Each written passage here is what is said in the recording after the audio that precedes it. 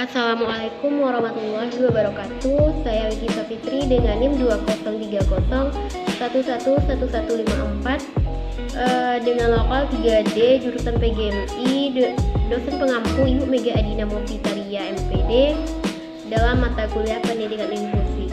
Baik, di sini saya akan menjelaskan materi yang berkaitan dengan prinsip-prinsip pembelajaran anak berkebutuhan khusus.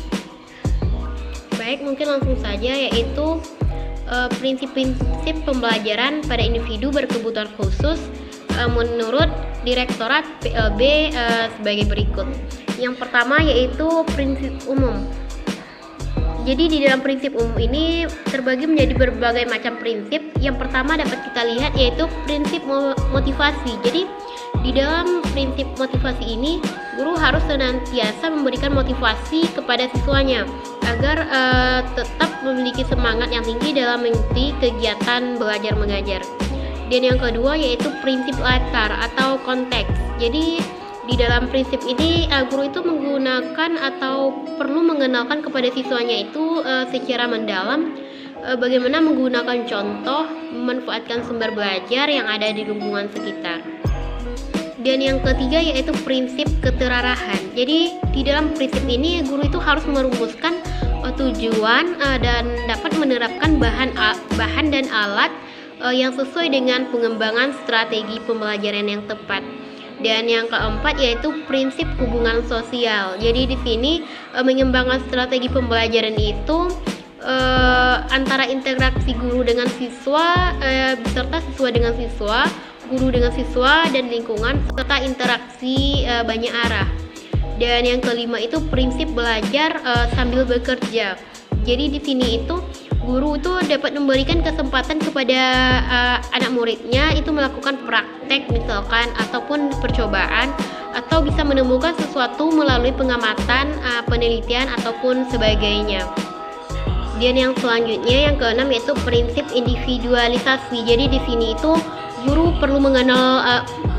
itu perlu mengenal kemampuan awal dan karakter setiap muridnya, baik itu dalam segi kemampuan maupun dalam ketidakmampuannya dalam menyerap materi pembelajaran. Dan yang selanjutnya itu prinsip menemukan. Jadi dalam prinsip menemukan ini strategi pembelajaran yang mampu itu dapat memancing anak untuk terlihat secara aktif baik fisik, mental, sosial dan ataupun emosi. Dan yang selanjutnya prinsip pemecahan masalah. Jadi di sini anak itu dilatih untuk merumuskan, mencari data atau menganalisis dan memecahkannya sesuai dengan kemampuan. B yaitu prinsip khusus. Jadi di prinsip khusus ini mengarahkan pada masing-masing kebutuhan anak atau kelainan yang dialami oleh sang anak. Jadi dapat kita lihat seperti yang pertama tunanetra. Jadi di dalam tunanetra ini prinsip yang dapat diambil yaitu prinsip kekonkretan. Jadi guru dituntut semaksimal mungkin dapat menggunakan benda-benda konkret, baik asli maupun tiruan, dan sebagai alat bantu atau media dan sumber belajar dalam upaya mencapai tujuan pembelajaran. Dan yang selanjutnya itu prinsip pengalaman yang menyatu. Jadi di dalam prinsip ini pengalaman visual cenderung menyatukan informasi. Dan selanjutnya prinsip belajar sambil melakukan. Jadi dalam prinsip ini itu menuntut guru itu agar dalam proses pembelajaran tidak hanya bersifat informatif, akan tetapi juga semaksimal mungkin untuk mengajak anak ke dalam situasi nyata sesuai dengan tuntutan tujuan yang ingin dicapai dan bahan yang diajarkannya. Dan yang kedua itu dapat kita lihat seperti itu ngarungu. Jadi di sini prinsip yang dapat kita ambil yaitu seperti prinsip keterahan wajah. Jadi di situ guru itu memberikan penjelasan itu hendaknya menghadap ke anak sehingga anak dapat melihat gerak bibir gurunya. Dan yang selanjutnya itu prinsip keterarahan suara. Jadi di sini ketika guru berbicara itu hendaknya melakukan lafaz atau ejaan yang jelas dan cukup keras.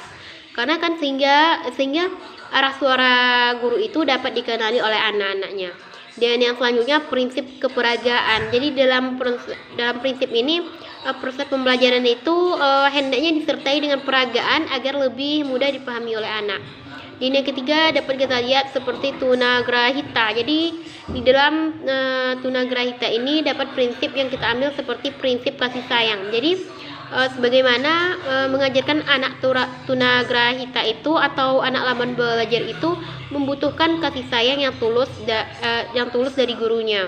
Dan guru itu hendaknya berbahasa secara lembut, tercapainya sabar atau rela berkorban. Selanjutnya yaitu prinsip keperagaan. Jadi di dalam prinsip keperagaan ini anak itu perlu dibawa ke lingkungan nyata, baik itu lingkungan fisik, sosial maupun alam. Dan bila tidak memungkinkan, itu guru dapat membawanya berbagai alat peraga. Dan selanjutnya prinsip habilitasi dan rehabilitasi. Jadi di dalam ini yang dimaksud dengan habilitasi itu kemampuan atau potensi yang dapat dikembangkan meskipun kemampuan atau potensi tersebut terbatas. Dan sedangkan rehabilitasi itu usaha berbagai macam bentuk dan cara untuk mengembalikan kemampuan yang hilang atau belum berfungsi optimal. Yang keempat dapat kita lihat seperti tunadaksa. Jadi dalam prinsip ini perlu diperhatikan dalam pembelajaran bagi anak tunadaksa, seperti pelayanan medis, pelayanan pendidikan maupun pelayanan sosial.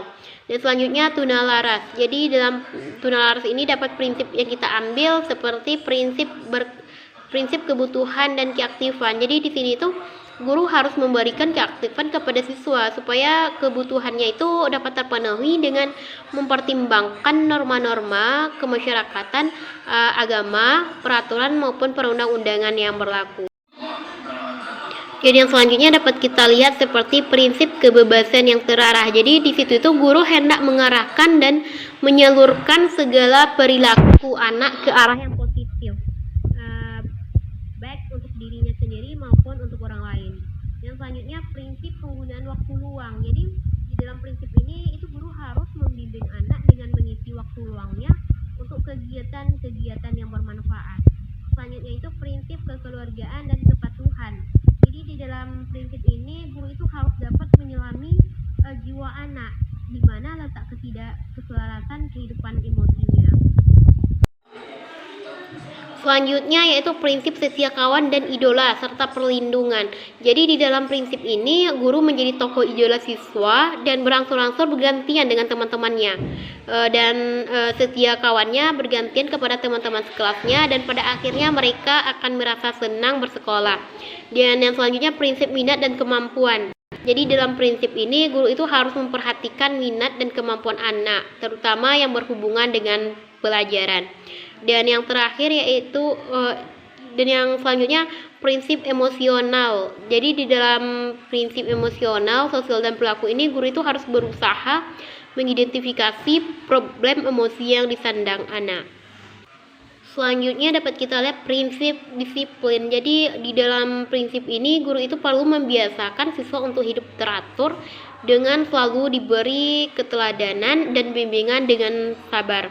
Dan yang terakhir itu prinsip kasih sayang. Jadi di dalam prinsip ini guru itu dapat melaksanakan pembelajaran yang menyenangkan serta efektif dan efisien kepada anak berkebutuhan khusus, sehingga dapat terjalin kasih sayang di antara murid dan guru.